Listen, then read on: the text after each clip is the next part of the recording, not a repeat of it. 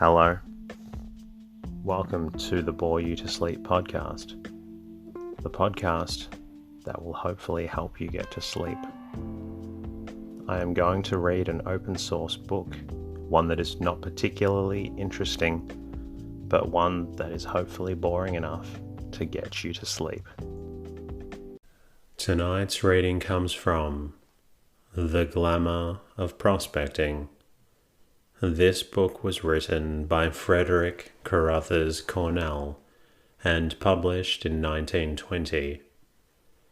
Set in the early 1900s, you will hear about what life was like in southern Africa as prospectors embarked on the land to find hidden treasure. My name is Teddy, and I aim to help people everywhere get a good night's rest. Sleep is so important, and my mission is to help you get the rest that you need. The podcast is designed to play in the background while you slowly fall asleep. Thank you to everyone who shared their words of gratitude with me during the week. Firstly, a huge thank you to two new patrons, Christine Holland and Mitchell Lease. I am honored to have both of you become sponsors on Patreon. It is truly appreciated. It is the support from listeners like you that allows me to bring out more episodes for those who need them. Thank you to iTunes listeners for your lovely reviews during the week. Kay Callens from New Zealand, I'm glad you fall asleep quick. And EK from Great Britain, thank you for your kind review. Thank you also to Audible listeners for your reviews. One Sandrain SF, I'm glad you fall asleep before your timer shuts off.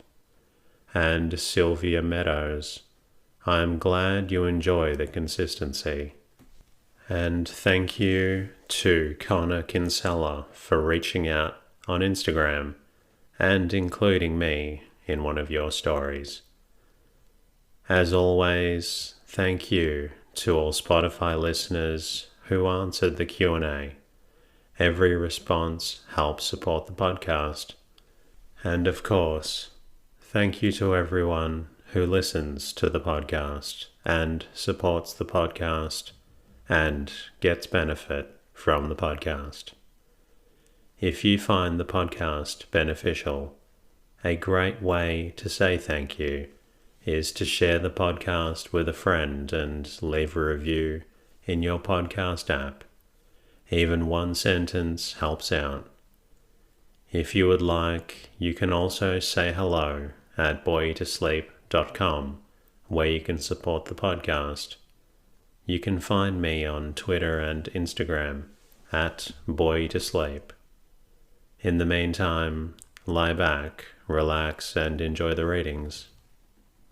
The Glamour of Prospecting.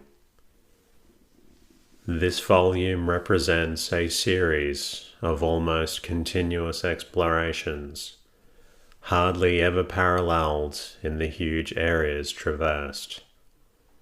The author is a distinguished field naturalist, one of those who accompanied Colonel Roosevelt on his famous South American expedition, and his first object in his wanderings over 150,000 miles of territory was the observation of wildlife, but hardly second was that of exploration.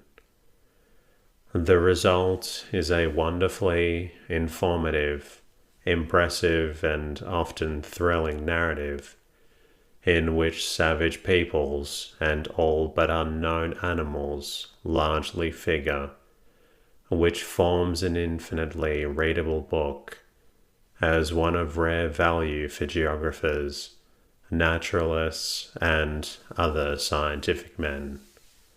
T. Fisher Unwin, Limited. The Glamour of Prospecting Wanderings of a South African Prospector in Search of Copper, Gold, Emeralds, and Diamonds by Lieutenant Fred C. Cornell. Preface. Most of this record of wanderings in wild parts of South Africa had been written and was ready for publication before the outbreak of war, and since then there has been a radical alteration in much of the country described. For with the conquest of German Southwest by General Botha, the Union Jack now floats over the huge tract of country between the lower Orange River, the 20th degree of east longitude, Portuguese Angola, and the South Atlantic. As a result also of that campaign, new railway lines have come into being, and with the linking up of the railway between Prieska, Uppington, and the captured German system at Kolkfontein, the traveller today can ride in comfort in a saloon carriage from Cape Town to the farthest extremities of the conquered territory. And, incidentally, many of the wild spots I have described have been brought within easy reach. For instance, the lonely little post at Nakob, described in the closing chapters, and the scene of the violation of Union territory by German troops, was at the outbreak of war separated by 250 miles of difficult, semi-desert country from the nearest British railway at Prieska. Today, the line runs close by where the post stood, and passes within sight of the hill in British territory the Germans then occupied. Uppington, too, with a fine bridge spanning the Orange, has been brought into touch with the rest of South Africa, and with the fertile oasis of the Orange River, stretching on either hand and giving marvellous results in the growing of citrus and other fruits, cannot fail to become an important and thriving centre.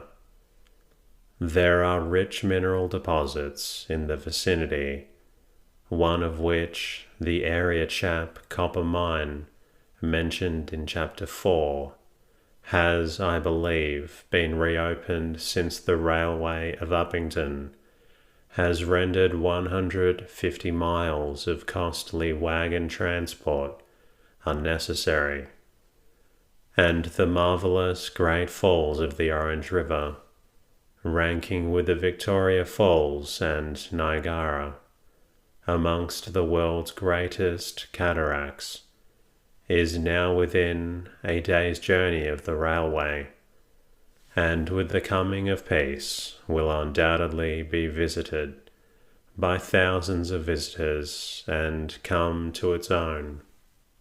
A railway has also been built to within easy distance of Van Rinsdorp, mentioned in Chapter 4, and it is safe to predict that these new lines will be productive of a great accession of mineral wealth to the Union, wealth that has hitherto lain untouched and unexploited, owing to its great distance from a railway.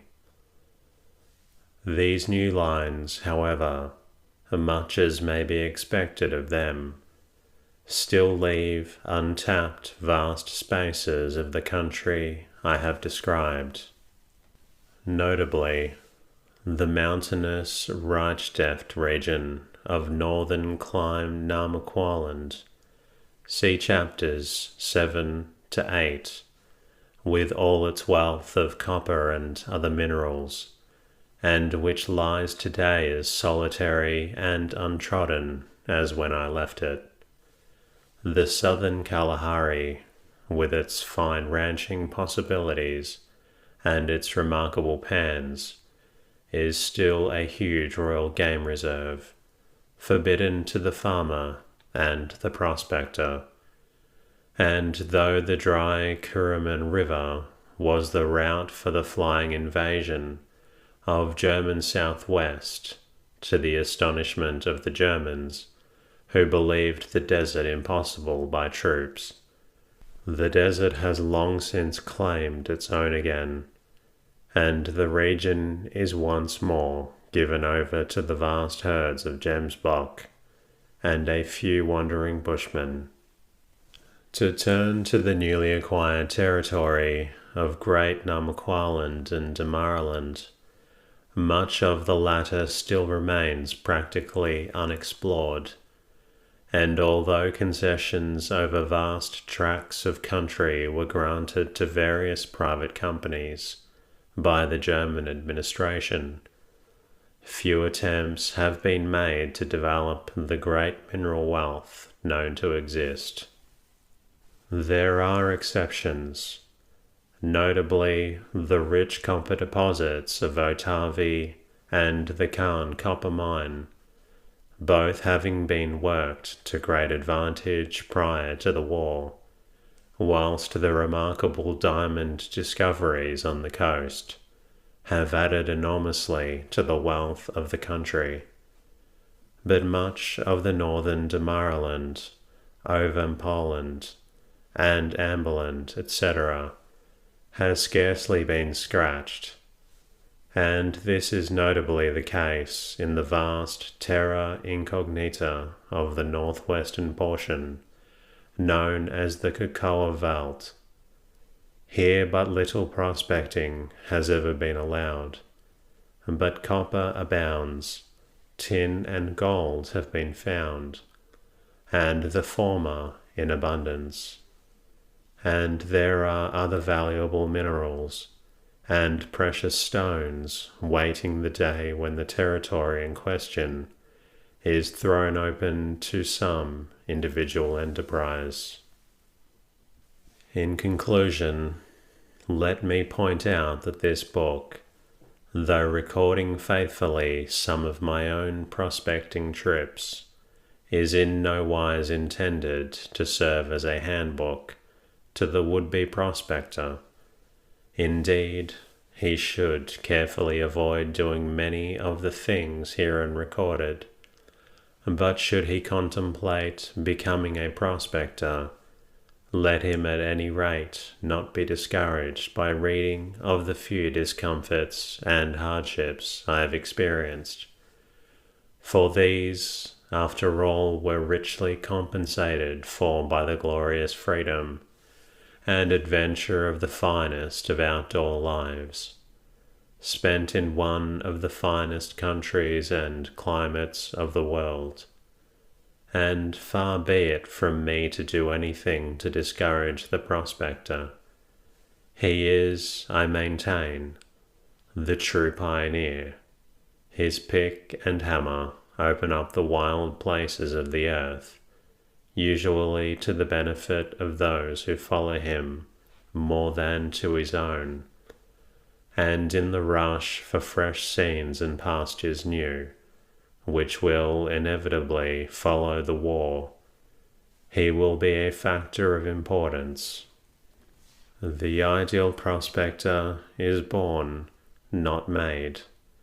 He may be versed in geology and mineralogy, and excel with the blowpipe, but unless he has the love of wild places in his bones, he will never fulfill his purpose. He must be an adventurer in the older and honourable sense of the word. Often, unfortunately, he fills the bill in the more sordid sense. He should be able to ride, shoot, walk, climb, and swim with the best. Indeed, if he still exists in the future, he will probably also need to fly. And the wild must call him, Something hid behind the ranges. Go and look behind the ranges, as Kipling has it. That is the true spirit of the prospector. He must love his work, or he will never succeed in it. I have had men out with me who were good enough theoretically, but were quite useless to cope with the misadventures they had to encounter, and soon gave up the life for something easier. I have had others to whom the glamour of a life spent in the wilds, with the sand for a couch and the stars for a ceiling, outweighed all its little advantages. What gave me diamond fever? I don't pretend to say. Certainly I have no love for the cut and finished article, and nothing would induce me to wear it. But for the rough stone, and for the rough life entailed in searching for it, I have always had a passion. Yet the luck attending many of my ventures has been but bad, or at the best indifferent. The first tiny glittering crystal that I found at the bottom of my wooden batea in Brazil many years ago had cost me weeks of hard work and every penny I possessed, and the months of hard digging and perilous prospecting that followed that first find, and that led me through the diamond fields of Diamantina and Minas Gerais, left me none the richer except in experience. But the memory of those long ago hardships is a faint thing compared with the glamour that still clings to that time. And even here in South Africa, the home of the diamond, not all the vicissitudes of years spent on the Vaal river diggings, or of prospecting in far wilder spots, have taken away the fascination that, to me, lies in the most precarious of all professions. Still, the fruitless searches have been many, and I have often been called upon to make long and arduous trips, where the quest of precious stones have proved nothing but a wild goose chase. A stray diamond, very possibly dropped by an ostrich, and maybe the only one for 100 square miles, has often led to a rush to where it was found, whilst frequently circumstantial tales of the finding of precious stones have been founded on the picking up of a beautiful but worthless quartz crystal. At no point of late years were rumours as to the finding of diamonds more rife in South Africa than in 1907, when the sands of Ludebucht in adjacent German territory were found to be full of them, and when luck led me many hundreds of miles in another direction, and spoiled my chance of being one of the first in these new and wonderful fields. Ever since the discovery of the first South African diamond in the Hopetown district in 1867, a belief has been prevalent among the thousands of diamond seekers scattered along the Vaal River diggings that rich fields of a similar nature must exist far lower downstream. Yet, although the theory is logical enough, and many expeditions have from time to time searched the banks far beyond the confluence of Vaal and the Orange, and a few have even reached the little-known lower reaches of the latter, and located both promising gravel and even stray diamonds, nothing of a payable nature has so far been discovered in that direction. In the latter part of 1907, I was shown an extremely beautiful stone of about 20 carats that had been picked up by a transport rider some 50 miles below Priska, and the accompanying gravel that this man brought in was so exactly a replica of the Vaal River wash that I came to terms with the finder and set about arranging a small expedition to accompany him and test the spot. Before completing my arrangements, I went into Kimberley to try and find an old digger partner of mine, who had always been particularly anxious to explore the lower Orange River, and who I thought would be just the man to accompany me. After some trouble, I found him, and before I could even broach the subject of my visit, he opened fire on me. The very man I wanted to see, he burst out. In fact, I was just writing to you. Man, I've just seen a whole lot of diamonds from a new place entirely. They're small, but the chap who found them swears you can pick them up by the handful where he got them. It appears that the finder of these small stones was again a transport rider who had been working in German Southwest Africa and had brought back a small file full of these tiny stones, which he said could be had for the picking up anywhere in the sand, near a certain bay he knew of. An hour later, my friend had found him again, and I saw them for myself. Nearly 50 small, clean and brilliantly polished little diamonds, of good quality, astonishingly alike in size, and quite different from either mine or river stones in appearance. The man's story was circumstantial enough, and March, my former partner, was most anxious to accompany him back to German Southwest, and tried hard to induce me to join him. Now for years, rumors had been current among prospectors and diamond diggers as to the existence of the precious gems in abundance somewhere along the desolate, wind-swept shores of the little-known country lying north and west of the Orange. But the region was too remote and too inhospitable to encourage expeditions in that direction, and the German regime of the country by no means added to its attractiveness. So that, tempting as the little sandstones were, I was not to be persuaded. Moreover, I had committed myself to the other venture, and consoled myself with the reflection that, after all, my one big diamond from the Orange River was worth more than the whole fileful brought from German territory.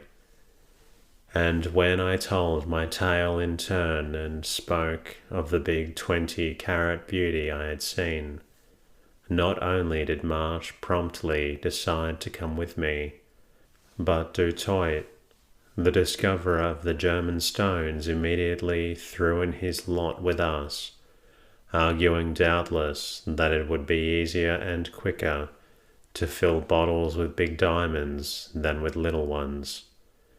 Anyway, he said, the other place can wait. We can go there afterwards if we think it worthwhile. And so it was agreed, and thereby we probably missed a fortune, for the place where Du Toit had found the diamonds is today one of the richest diamond fields in Southwest Africa. Anyway, the decision once arrived at, we lost no time in getting underway, and a few days later we were on our way towards the spot where the 20-carat stone had been found, and which we fondly hoped would prove as rich in big stones as Du Toit declared the sands of the German coast were in small. Into the details of that disastrous trip I shall not enter here. Suffice it to say that 4 months later, ragged, footsore, broken in health and practically penniless, we tramped back into Priska, having searched the southern bank of the river for nearly 300 miles without having found a single diamond. Gravel there was in abundance, containing all the so-called indications: jasper, chalcedony, banded ironstone, in fact, all the usual accompaniments of the diamonds as they are found higher up the river, but never the diamond itself. So good had these indications been that we were eternally buoyed up by the hope that sooner or later we must strike the right place, and so we had wandered on till the fine outfit we had started with had gone piecemeal to keep us in food, and it was only when our small funds were absolutely exhausted and our tools and kit reduced to what we stood in and could carry, that we gave up on the quest of the Fata Morgana that had led us on into the wild country near the great falls below Kakamas and beyond all trace of civilization. For weeks we had no news and had not seen a newspaper or received a letter for months, and I well remember when at long last we reached Priska, with what eagerness we hastened to that little post office for the budget we expected waiting for us.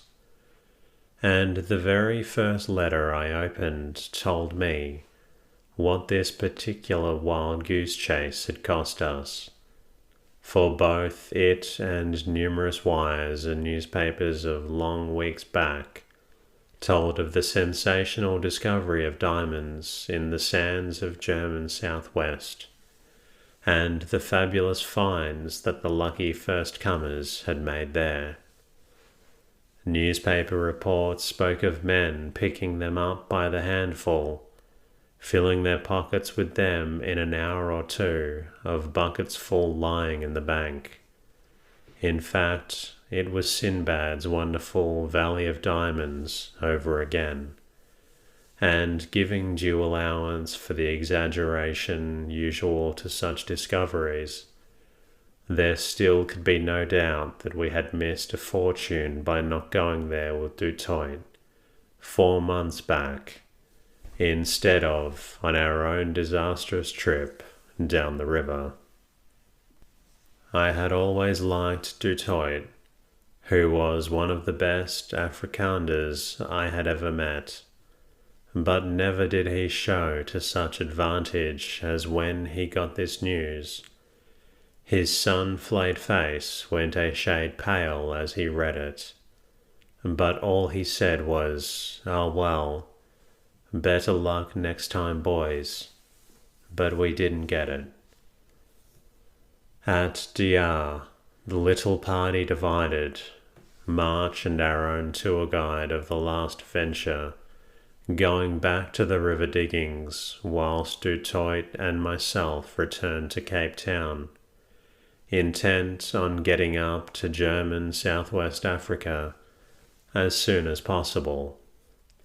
And as German Southwest Africa, now a mandatory of the Union of South Africa, will figure prominently in these pages, it may be as well to give a brief account to that extensive country which, until the discovery of diamonds already alluded to, was very little known to the average man, even in Cape Colony, its next-door neighbour.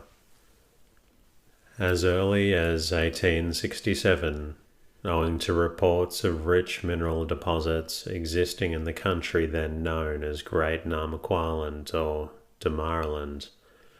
The Cape government proposed to the imperial government the annexation of the whole of the West African coastline from the Orange River to the Portuguese Angola, but no definite action ensued. And in spite of various resolutions, the Cape government subsequently made in favour of this extension of territory. Nothing happened until 1877, when a special commission was sent to Damaraland, where they received offers of submission from the principal chiefs of the colony. The imperial government was, however, adverse to taking over the whole of this vast coastline with its then unknown hinterland, but sanctioned the hoisting of the British flag at Wolfish Bay, the natural point of a huge stretch of the country, and this tiny mouthful of territory, bitten as it were out of the surrounding country that so soon afterwards became German, has, much to the annoyance of Berlin, remained British ever since. At the time this annexation took place, the hinterland was well populated by various native tribes, the Damaras, also known as the Hereros, a people of Bantu descent who came from the north, and the Namaquas, a Hottentot race who had gradually spread from the south. The true indigenous of the country were probably what are known today as Berg Damaras, a little people of Bushman characteristics, small in numbers but ethnologically of far greater interest than either of the two invading races. On the irruption of the Namaquas, these indigenous were mostly conquered and enslaved, but a few escaped to the mountains and retain their national characteristics to this day.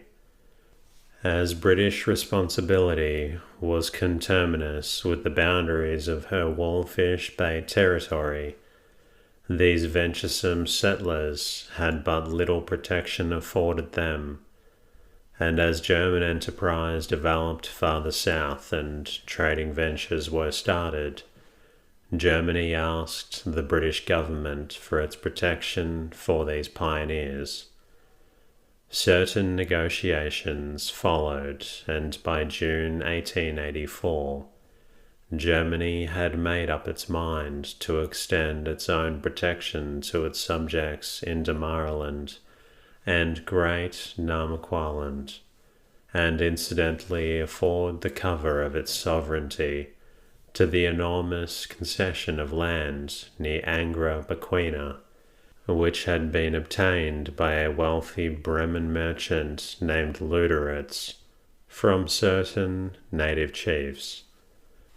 This bay of Angra Pequena, so named by the Portuguese who discovered it, is now known as Luderitz Bucht. It lies about 250 miles south of Wolfish Bay, and although vastly inferior to the latter port, also affords good anchorage. Here, Luderitz started large trading stations, and in 1884, in pursuance of Bismarck's scheme of colonial expansion, a belt of land 20 miles in width along the coast from the Orange River, northward to Portuguese territory, excluding, of course, Wolfish Bay, was placed under the protection of the German Empire. From that time, German expansion marched quickly, and in June 1885, the German dominion was extended over the whole of the vast hinterland, up to the 20th parallel of east longitude, the Gardenia border of the present day. Late in the day, but luckily just in time. The statesmen of Cape Colony realized that this was but a step towards driving a German barrier across South Africa from sea to sea, and as a counterstroke in 1885, Buchanan Land, lying east of the new territory, was annexed as far north as the Malopo River and declared under British protection up to the northern confines of the Kalahari Desert. The Germans, foiled in their design of further expansion, set about making the most they could of Damaraland, but red tape, officialism, and their harsh and overbearing methods hampered them in their attempt at colonization. Moreover, much of the land was practically desert, and there had been a determined attempt by the socialists in Reichstag to force its abandonment. The Herero and Hottentot rebellion in 1903 dragged on for years and cost the German much blood and treasure, for they found themselves utterly unable to cope with the extraordinary mobility of the native commandos.